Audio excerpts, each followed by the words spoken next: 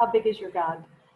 I think one of the things that I really liked about it was that the author challenges you, the reader, to think about a God that is different, that is bigger than a specific religion. It's more about relationship. It's more about really considering the mystery of God, who God is, who God created me to be, um, really to be an independent thinker. And for me, Roman Catholicism is the best way for me to be in relationship with God. But a relationship with God is something much bigger than that. So it requires a lot of prayer, requires a lot of listening, requires a little bit of soul searching. And that was the challenge of this book for me. So I liked it.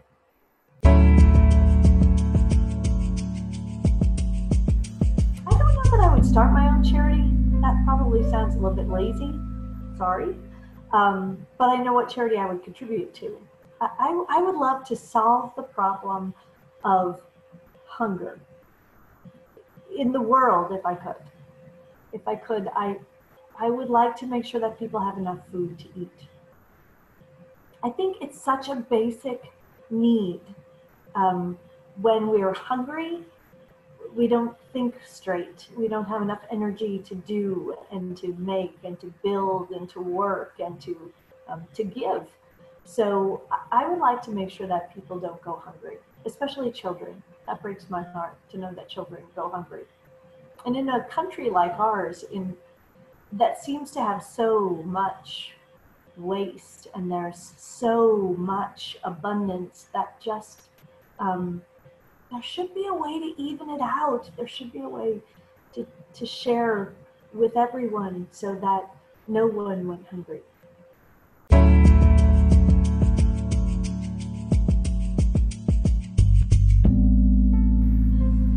Outside.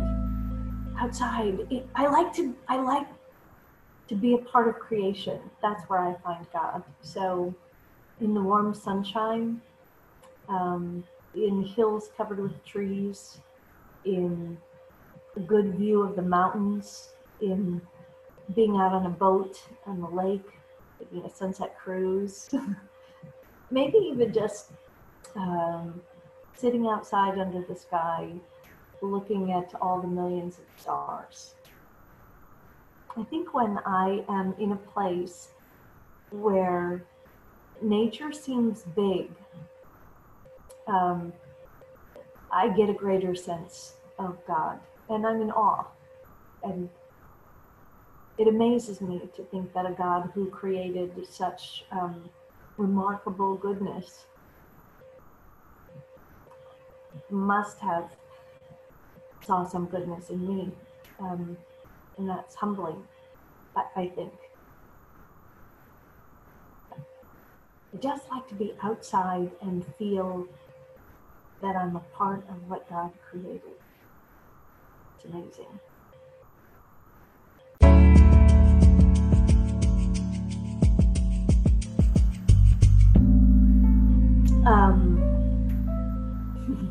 Sometimes I forget that she's a saint because she hasn't been declared a saint all that long, but I always just think of her as a woman that I really, really admire, and that's Mother Teresa, or Saint Teresa of Calcutta. I love that she was small in stature, but she's a little bit feisty. I think that she has been known to deliver some very direct messages, while at the same time she completely dedicated her life to the service of people most in need.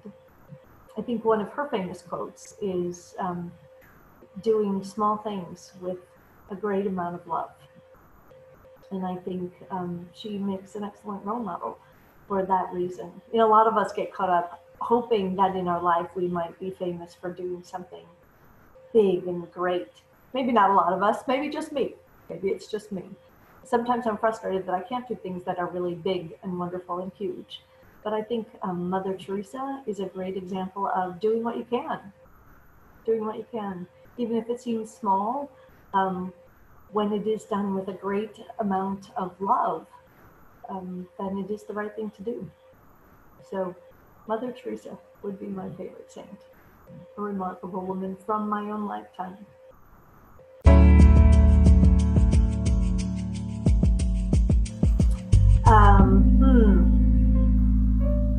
I don't know that it's really a quote, but my go-to scripture is from Corinthians. It's the mystical body.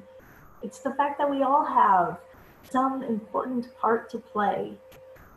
And the eye can't say to the ear, I don't need you. What would the body be if it were all a head? Or if it were all a hand or a foot? I love that scripture reading because to me it says that we should be respecting each other. We should be seeing the differences in people and celebrating those differences. It says that no one person is everything. No one idea is everything. That we really are better together. Why can't we all just get along?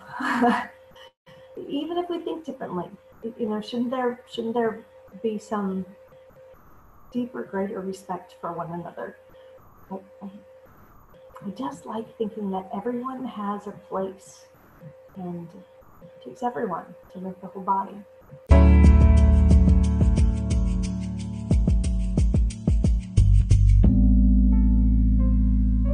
Ooh, what invention would I do away with? Well, don't tell my husband. He would never let me do it. But I would get rid of our television. I just feel like the television is a big old magnet that sucks me in. And next thing you know, I am just sitting there for hours being lazy. I can watch one episode of HGTV after another. And all of a sudden the whole afternoon is shot. So I think it'd be better if I could just turn on the radio. then I could keep working. I could vacuum, I could do the dishes, I could clean, I could dance around the living room. Somehow you turn the TV on, and I'm a very visual person, so I just have to sit down and watch. And one show turns into the next.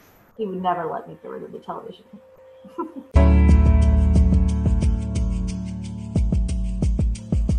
Oh, I'm a terrible joke teller. Terrible. I think it's funny that here in St. Louis, the kids are supposed to have jokes when they go trick-or-treating for Halloween. We didn't do that when I grew up. So here's a joke that we taught our girls when they were little. What do you call a deer with no eyes? No idea. See, I told you I was a terrible joke teller.